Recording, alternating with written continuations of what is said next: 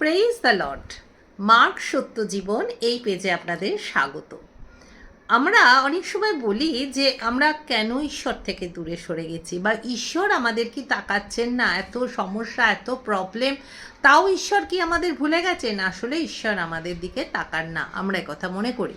তা আজকে সেই বিষয়ে আমাদের পবিত্র শাস্ত্রে কি বলেছে সেটা নিয়ে একটু সংক্ষিপ্ত আলোচনা করব। অনেক বড় আলোচনা করা যায়, কিন্তু জাস্ট সংক্ষিপ্ত আলোচনা করব। প্রথমত আমরা দুটো জিনিসের কথা বলি। সেটা হচ্ছে, আমরা সকলেই জানি যে মাধ্যাকর্ষণ শক্তি, অর্থাৎ আমরা যদি কোনো জিনিসকে ওপরে ছুঁড়ে দিই, সে জিনিসটা কিছুক্ষণ পরেই সেটা নিচে নেমে আসে। অর্থাৎ পৃথিবীর সমস্ত জগৎ সমস্ত জিনিসকে তার নিজের দিকে টানছে। তো এটা হচ্ছে মাধ্যাকর্ষণ শক্তি। তা এই জাগতিক বিষয় নিয়ে মানুষ এখন এত ব্যস্ত হয়ে যায়, বা আমরা এত ব্যস্ত হয়ে যাই, যে সেই জাগতিক বিষয়গুলো কিন্তু আমাদের ওই মাধ্যাকর্ষণ শক্তি যেমন নিজের দিকে টানে, পৃথিবী যেমন নিজের দিকে টানে, ওপরে উঠতে দেয় না, তেমন ঈশ্বরের স্থান তো ওপরে। তো ওপরের দিকে যখন আমরা ওঠার চেষ্টা করি, জাগতিক বিষয়গুলো কিন্তু আমাদের নিচের দিকে টেনে ধরে। সেই জন্যে দুটো কথা আমি বলে থাকি, ফ্রম গড, ঈশ্বরের থেকে সেপারেট হওয়া, আর একটা হচ্ছে সেপারেশন ফর গড, অর্থাৎ ঈশ্বরের জন্যে সেপারেট হওয়া। এই দুটো বিষয় যদি আমরা মাথায় ভালো করে রাখতে পারি না, তাহলে এই যে আমাদের কুরকুরাতা হওয়া, যে ঈশ্বর দেখে না দেখে না, এই যে আমাদের চিন্তা, এগুলো থেকে আমরা নিজেদের অনেক অনেক অনেক কন্ট্রোল করতে পারবো। তা সেই ক্ষেত্রে তোমাদের যেটা বলছি, দেখো, প্রথম জিনিস, যে জিনিসটা ঈশ্বর থেকে মানুষকে দূরে সরিয়ে রেখেছে, সেটা হচ্ছে অর্থের লোভ। এই সংক্রান্ত এটা মথির 6:24 অর্থ নিয়ে যেটা বলা আছে বাইবেলের নতুন নিয়মের মথির 6:24, কেহ দুই কর্তার দাসত্ব করতে পারে না, কেননা সে হয়তো একজনকে দেশ করবে। দুই কর্তা মানে কি? ঈশ্বর এবং মানে ধন আর ঈশ্বরের উপাসনার কথা বলছে। কেহ দুই কর্তার দাসত্ব করতে পারে না, কেননা সে হয়তো একজনকে দেশ করবে আর একজনকে প্রেম করবে, নয়তো একজনের প্রতি অনুরক্ত হবে ও একজনকে তুচ্ছ করবে। তোমরা ঈশ্বর এবং ধন উভয়ের দাসত্ব করতে পারো না।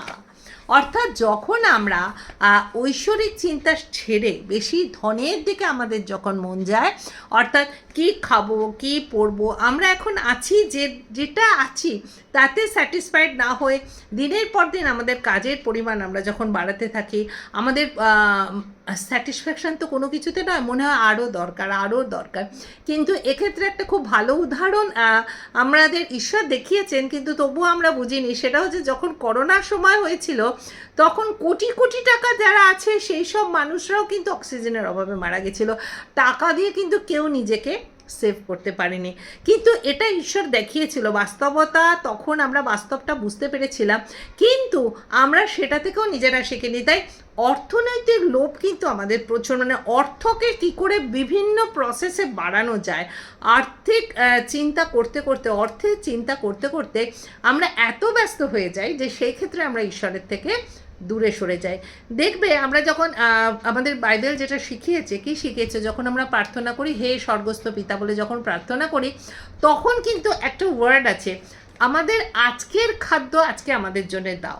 তখন কিন্তু ঈশ্বর আমাদের শেখায়নি যে আগামী 1 বছরের খাদ্যের জন্য ঈশ্বরের কাছে প্রার্থনা করতে আমাদের বলছেন না, কিন্তু তিনি বলছেন আজকের খাদ্য। তো আমাদের জীবনই যখন কালকে অনিশ্চিত, সে অনিশ্চিত জীবনের কথা চিন্তা করে আমাদের ভবিষ্যৎ প্রজন্মের জন্য, এমনও অনেক মানুষ আছে তারা নিজেরা না ভোগ করে, না নিজেরা জীবনটা সুস্থভাবে কাটাতে চায়, তারা এত অর্থ সঞ্চয় করতে চায়, করতে করতে এমন অবস্থা আসে যখন তারা একদম তাদের শেষ অবস্থা হয়ে যায়, অর্থাৎ যখন ঈশ্বরের কাছে সে মানে তার যখন ডাক আসে, তার যখন মৃত্যু হয়, তারপরে দেখা যায় সে এত রেখে গেছে, ভবিষ্যতের যে প্রজন্ম আছে তারা একটি অলস মানুষে পরিণত হয়, এবং তারা দেখছে যে তাদের পূর্বপুরুষ প্রচণ্ড পরিশ্রম করে রেখে গেছে, সেই টাকাতেই সেই যে অলস মস্তিষ্ক হয়, তাতে তারা কি করে, তাদের জীবনে নানা রকম ব্যভিচার, নানা রকম মানে সঠিক অর্থে তারা জীবন কাটায় না, কারণ তাদের অর্থ আছে, তো সেই অর্থকে ওড়াবার কাজে তারা এতই ব্যস্ত হয়ে পড়ে, তখন তাদের মধ্যে ব্যভিচারিতা বা সব কিছু আসে, তাদের জীবন সেইভাবে চলে না। তো অর্থ হচ্ছে অনর্থের মূল, এটা অনেকবার আমরা বলে থাকি।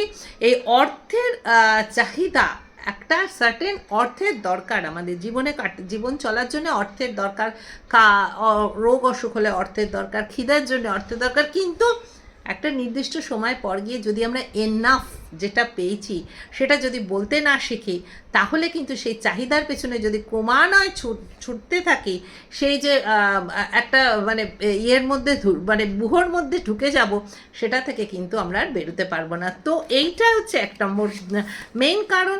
দ্বিতীয় হচ্ছে টেম্পটেশন। টেম্পটেশন যেটা কী ধরনের হয়, অর্থাৎ আমাদের জীবন, আমরা কি উল্লাস আনন্দ এসব করবো না, সিনেমা দেখতে যাব, আমরা নেশাগ্রস্ত হব, গুটকা পান সিগারেট মদ নানা রকম যেগুলো আমাদের দরকার, এগুলো আমাদের জীবনের উচ্ছ্বাস, আমাদের একটাই জীবন।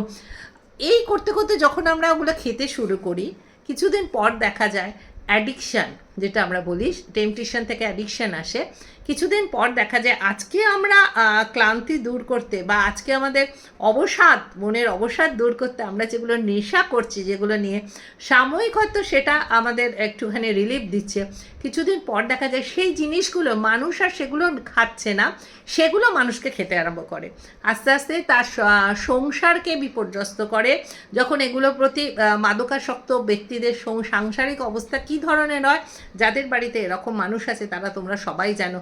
তো কি করছে, এখন আর তারা সেগুলো খাচ্ছে না, সে অ্যাডিকশান বা সেই অ্যাটাচমেন্ট যেগুলো তাদের সাথে হয়েছিল, দেখা যায় আস্তে আস্তে সেগুলো কিন্তু তাদেরকে খাচ্ছে।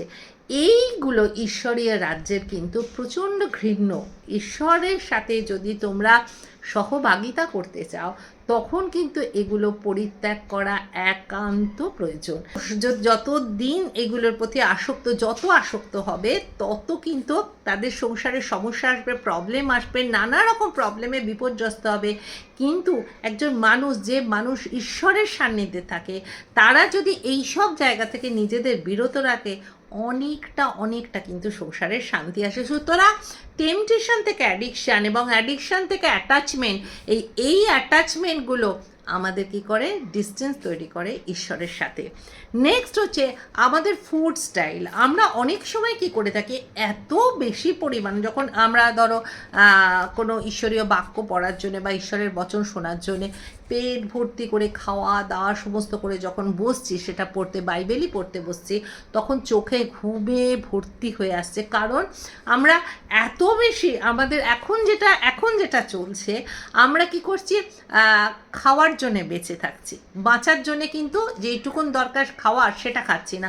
আমাদের বেশিরভাগ জেনারেশনের দেখা যাচ্ছে এখনকার জেনারেশন এত রোগগ্রস্ত কেন, তারা খাওয়ার জন্যে বেঁচে আছে। আজকে এই খাওয়া, আজকে এই স্পেশাল খাওয়া, কালকে এই স্পেশাল খাওয়া, এই খাওয়া ফুড স্টাইল, এইটাও কিন্তু আমাদের ডিসিপ্লিন আনা উচিত। নিশ্চয়ই ভালো তো খাবো, ভালো খাওয়া তো উচিত, কিন্তু ভালো বলতে গিয়ে প্রচণ্ড জাঙ্ক খেয়ে শরীরকে মেদবহুল শরীর করে যখন আমরা ঈশ্বরীয় রাজ্যের কাজের জন্য আসি, তখন আমরা যখন সারাদিন পর শেষে আমরা যখন বাইবেলটা খুলি, তখন আমাদের বড় করে ক্লান্তি এবং যত হাই ওঠা এবং যত ঘুম কিন্তু তখনই পায়। সুতরাং ঈশ্বরীয় রাজ্যের বেঁচে থাকার জন্যে যতটুকু খাওয়ার দরকার খাওয়া উচিত। অতিরিক্ত খাদ্য, অতিরিক্ত সব জিনিস, কোনো জিনিসের অতিরিক্ত জিনিসটা কিন্তু ঈশ্বরীয় রাজ্যে আমাদের ঈশ্বরের সঙ্গে ডিস্টেন্স তৈরি করে। এই প্রসঙ্গে আমাদের বাইবেল কি বলছে দেখা যাক। করিন্থীয়র 10:23 কি বলছে দেখো। করিন্থীয়র 2 অধ্যায়ের 2 জায়গায় একই ধরনের জিনিস, সেইগুলো কি সুন্দর ঈশ্বর আমাদের শিখিয়েছেন দেখো। সকলই বিধেয় 10:23 বলছে, 1 করিন্থীয় 10:23, সকলে বিধেয় কিন্তু সকলে হিতজনক তাহা নয়, সকলে বিধেয় কিন্তু সকলে যে গাঁথিয়া তোলে তাহা নয়।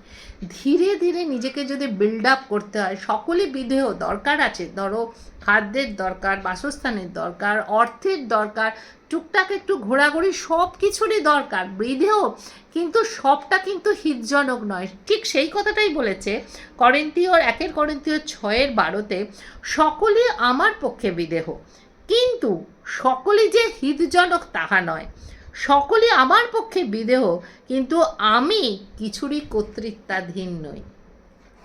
আস্তে আস্তে মডার্ন জিনিস যখন আমরা দেখি, প্রথমে আমাদের কি ছিল, বাড়িতে ল্যান্ডফোন ছিল, ল্যান্ডফোনের মারফত আমরা সকলের সাথে কথা বলতাম। তারপরে আমাদের কি হলো, ল্যান্ডফোনটা যাতে মুঠো ফোন হয় অর্থাৎ হাতে আসে, সেই জন্য আমরা কি করলাম, আমাদের মোবাইল তৈরি হলো।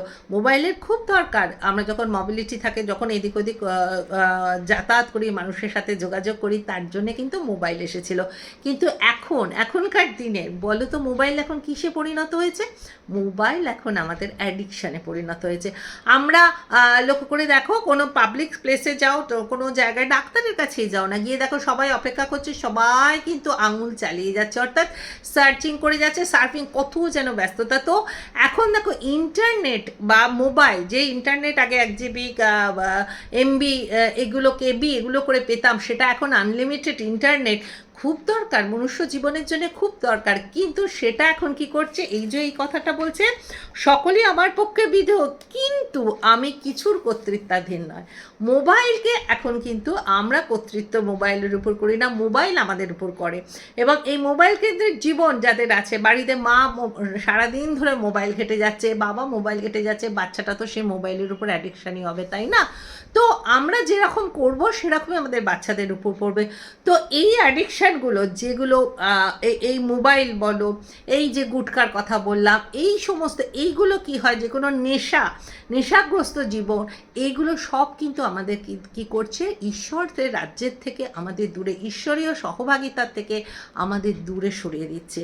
তো এইটা কিন্তু ভাববার বিষয়।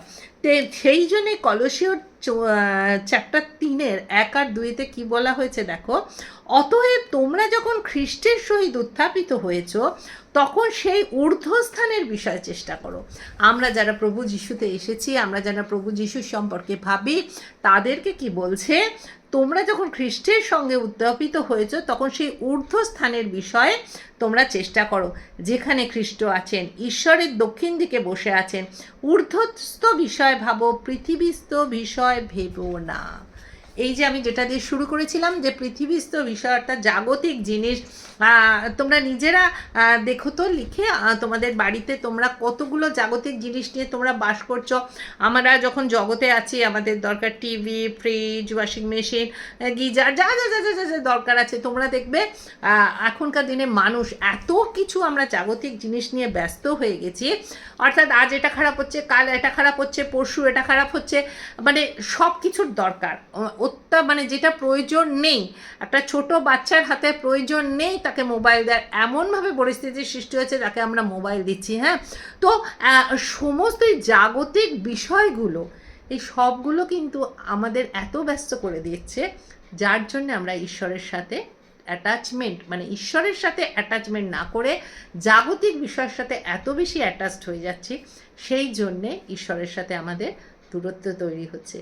ঠিক যেমন মাধ্যাকর্ষণ শক্তির জগৎ, পৃথিবী জগৎ আমাদের নিচের দিকে টানছে, জাগতিক বিষয়গুলো তাদের দিকে টানছে, তাদের প্রতি অ্যাডিকশান, তাদের প্রতি টেম্পটেশান, তাদেরকে অনুকরণ, তাদের মতো জীবনযাত্রা। শুধু তাই না, অনেক কিছু বিষয়, নিজেদের বিউটিফিকেশান করা, আমরা নিজেদের চেহারা, স্বাস্থ্য নিয়ে সবসময় এত ব্যস্ত থাকি, যে চেহারা আফটার 60, 70, 40, 50 পর আস্তে আস্তে ধসতে আরম্ভ করে। কিন্তু সুন্দর থাকতে হবে, ওই যে আমাদের মানসিকতা, অর্থাৎ এমন কিছু জাগতিক বিষয় নিয়ে আমরা সারাদিন ব্যস্ত থাকি, তার থেকেই আমরা ঈশ্বরের সঙ্গে নিজেদের ডিস্টেন্স তৈরি করি। আর যেটা বলেছিলাম, যে অ্যাটাচমেন্ট যেটার কথা আমরা বলেছিলাম, বা সেপারেশন ফ্রম গড, এই জন্য এই জাগতিক বিষয়গুলো আমাদের কিন্তু সেপারেট করছে ঈশ্বর থেকে। আমরা ঈশ্বরের জন্যে আমাদের তাহলে এখন কি করা উচিত, ঈশ্বরের জন্যে সেপারেশন ফর গড, এটা একটু চিন্তা করতে হবে। একটা নির্দিষ্ট বয়সের পর, আমরা তো এতটা বয়স্ক, একটা মধ্য বয়সে এসেছি, অনেক বাচ্চাদের এখন দেখে তাদের মধ্যেও এই জিনিসগুলো এসেছে, তাদের মধ্যে বোধ শক্তি এসেছে। যত তাড়াতাড়ি জীবনে বুঝে যাব যে সেপারেশন ফর গডেরও জন্য দরকার, এইগুলো আমাদের জাগতিক বিষয় দরকার। খুব সুন্দর একজন বলছিলেন যে খুব লক্ষ্য করে দেখবে আমরা যখন বেড়াতে যাই কোথাও, একটা ছোট সুটকেস, তার মধ্যে দৈনন্দিন কয়েকটা কাপড়, কয়েকটা জিনিস নিয়ে আমরা বেরিয়ে যাই। অর্থাৎ মানুষ কিন্তু কাটাতে সক্ষম। ওই কয়েকটা জামা কাপড়, কয়েকটা জিনিস নিয়ে আমরা যখন বাইরে যাই, সেটাতেই কিন্তু আমরা জীবন অতিবাহিত করে আসতে পারি। তো মানুষের পক্ষে একটা স্টেশনে পড়ে থাকার মানুষও কিন্তু সে জীবন কাটাচ্ছে। আবার বহু বড় অট্টালিকায় যাদের বিশাল বিশাল জিনিস আছে, তারাও জীবন কাটাচ্ছে। তো সেপারেশন ফ্রম গড না সেপারেশন ফর গড, কোনটা দরকার? এই অ্যাটাচমেন্টগুলো থেকে যদি আমরা নিজেদের খানিকটা সরিয়ে আনতে পারি, তাহলে কিন্তু ঈশ্বরের সাথে আমরা সহভাগিতা করতে পারি। ঈশ্বর কখনোই আমাদের ছেড়ে দেন না, কোনো মুহূর্তে ছেড়ে দেন না। তিনি দুহাত বাড়িয়ে দাঁড়িয়ে আছে। আমরা জাগতিক বিষয়ের প্রতি মুগ্ধতার কারণে ঈশ্বরের থেকে দূরে থাকি। আজকে এটার ভাববার বিষয়ে আমি তো ভাবছি, তোমরা কি ভাবছো? ভেবে দেখো। Amen, hallelujah.